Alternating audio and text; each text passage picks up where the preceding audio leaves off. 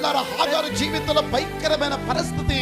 ಒಂದು ದಿವಸ ಬಂದಿತ್ತು ಹಾಗಾರ ಜೀವನದಲ್ಲಿ ಒಂದು ಭಯಂಕರವಾದ ಪರಿಸ್ಥಿತಿ. బెర్షెబా ప్రాంతంలో తన కొడుకు నీళ్లు అయిపోయిన పరిస్థితులలో ಬೇರ್ಷೆಬಾ ಪ್ರಾಂತದಲ್ಲಿ ತನ್ನ ಮಗನಿಗೆ ನೀರಿಲ್ಲದ ಸಮಯದಲ್ಲಿ హాగారు ఏం చేసింది?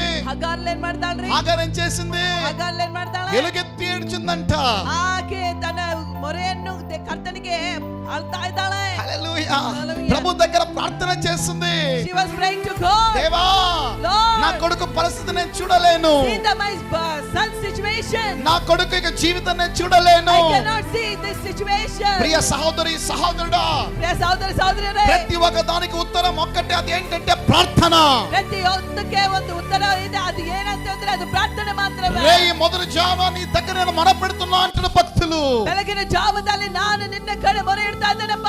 రాత్రి కాల సమయంలో మోకరించి ఆయన ముఖాన్ని చూడు. ರಾತ್ರಿ ಕಾಲ ಸಮಯದಲ್ಲಿ ಮುಳುಕಾಡುವುದು ಕರ್ತನ ಮುಖವನ್ನು మనుషులకు చెప్తే నీ జీవితంలో దొరికేది శూన్యమే. If you tell to the people nothing, you are going to get it. మనుషుల దగ్గర నువ్వు పంచుకున్నావా వ్యర్థమది. ಮನುಷ್ಯರ ಕಡೆ ನೀನು ಹಂಚಿಕೊಳ್ಳೋದು ಅಂದ್ರೆ ನಿನಗೇನು ಬರುವುದಿಲ್ಲ. కానీ ಆದರೆ ఎప్పుడైతే నీ బాధను దేవునికి నువ్వు తెలియపరుస్తావో, ಯಾವಾಗ ಕರ್ತನ ಕಡೆ ನಿನ್ನ ಒಂದು ವೇದನೆಯನ್ನು ನೀನು ತೋರಿಸ್ತೀಯೋ, ఆయన ఒక్కడే నీకు ఆన్సర్ చేసేవాడు. the Lord will give the answer. హల్లెలూయా.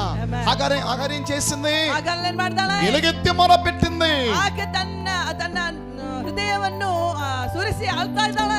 ఏం చేసింది దేవుడు? ಏನ್ ಮಾಡಿದ್ರು? ప్రార్థన వినడం లేదా? ಮೊರೆಯನ್ನು ಕೇಳಿದ್ರೆ ಇಲ್ಲ, ప్రార్థన వినడం లేదా? ಕೇಳಿದ್ರೆ ಇಲ್ಲ. ప్రార్థన ప్రతి పరిస్థితుల్లో మార్చేస్తుంది.